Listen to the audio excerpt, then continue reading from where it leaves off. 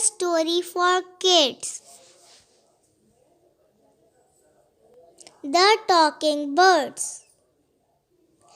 Quite a long time ago, there lived two talking birds with their parents. One day, when their parents were away, a villager who generally had an eye on those special birds caught them and took them away.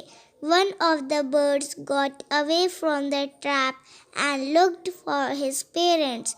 The bird at last arrived at a hermitage where it was welcomed and had some food.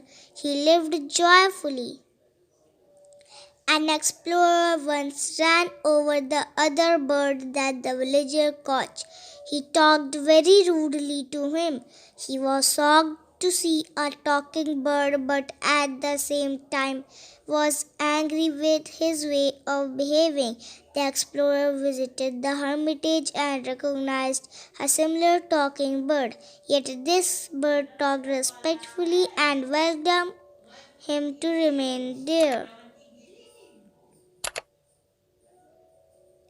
Moral of the story: staying in a good company gives us a good way of behaving. Bad company influences our way of behaving negatively. Please like, subscribe, and press the bell icon.